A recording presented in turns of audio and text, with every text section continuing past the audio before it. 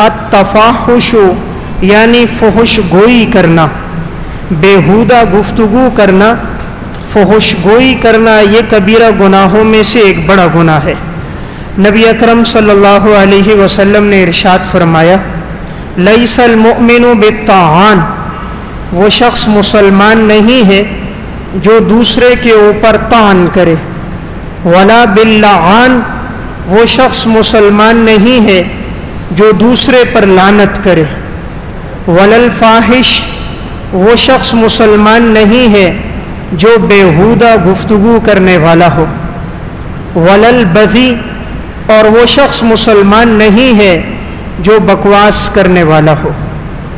دوسری حدیث میں آپ صلی اللہ علیہ وسلم نے ارشاد فرمایا ان اللہ لا یبغض الفاحش البذی، اللہ تعالیٰ اس شخص کو مبغوض رکھتا ہے، اللہ اسے ناپسند کرتا ہے، اللہ اس سے نفرت کرتا ہے جس کی گفتگو بے حیائی پر اور فحش گوئی پر مبنی ہوتی ہے۔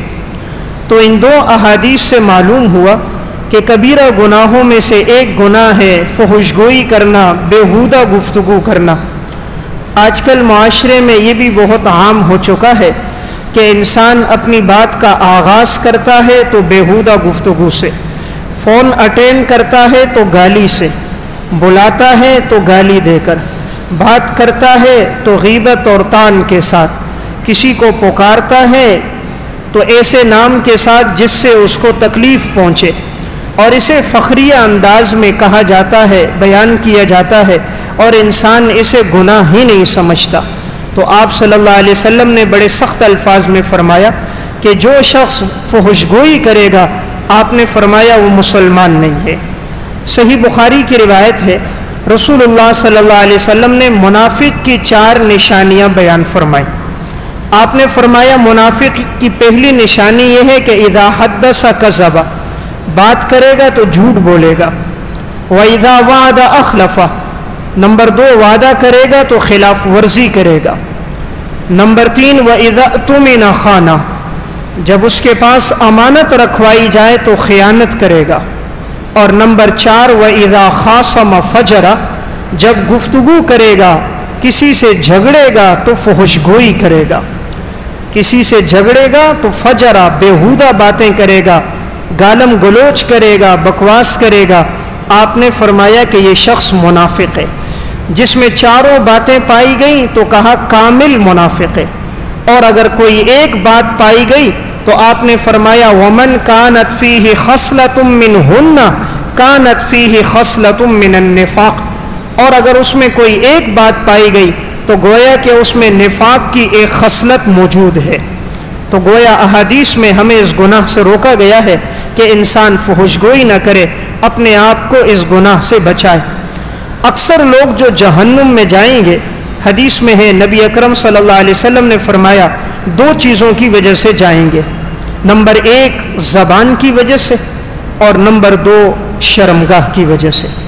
آپ نے فرمایا یہ 2 چیزیں ایسی ہیں جو اکثر لوگوں کو جہنم میں داخل کریں گی، اور اکثر لوگ جو جنت میں داخل ہوں گے وہ بھی 2 باتوں کی وجہ سے ہوں گے، نمبر 1 تقوی، اور نمبر 2 اچھے اخلاق۔ آپ نے فرمایا یہ 2 چیزیں کثرت سے لوگوں کو جنت میں داخل کریں گی، اور 2 چیزیں کثرت سے جہنم میں داخل کریں گی، تو ان میں ایک زبان ہے اور دوسری شرمگاہ ہے۔ اللہ تعالیٰ نے انسان کو جو زبان دی ہے، اس زبان پہ پہرا لگایا ہے، ہونٹوں کی صورت میں، دانتوں کی صورت میں، تاکہ انسان اپنی زبان کھولنے سے پہلے سوچے، پہلے وہ ہونٹ کھولتا ہے، اس کے بعد اپنے دانتوں کو کھول کر پھر زبان کو حرکت دیتا ہے۔ تو اللہ تعالیٰ نے اتنے پہرے میں اس لیے رکھا کہ ہر بات کرنے سے پہلے انسان سوچے۔ اسی لیے آپ صلی اللہ علیہ وسلم نے فرمایا من صمت نجا، جو خاموش رہا اس نے نجات پالی۔ آپ نے فرمایا من کان یؤمن باللہ والیوم الآخر فلیقل خیرا او لیسکت، جو اللہ اور آخرت پر ایمان رکھتا ہے اسے چاہیے کہ اچھی بات کہے یا خاموش رہے۔ حضرت سلیمان علیہ السلام کا قول ہے، فرماتے ہیں کہ اگر بات کرنا چاندی کے بمنزلہ ہے تو خاموش رہنا سونے کے بمنزلہ ہے، اور سونا چاندی سے بہتر ہے۔ اس لیے کوشش یہ کرے انسان زبان سے اچھی گفتگو کرے، اور اگر نہیں کر سکتا تو خاموش رہے، بیہودہ گفتگو سے اپنے آپ کو بکواس سے، فحش گوئی سے روکے۔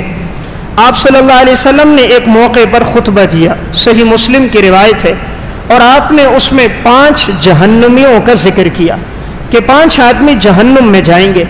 صحابہ نے پوچھا وہ کون کون ہیں؟ آپ نے فرمایا نمبر 1 الضعیف الذی لا زبر له الذین هم فیکم طبعا لا یبتغون اہلا ولا مالا۔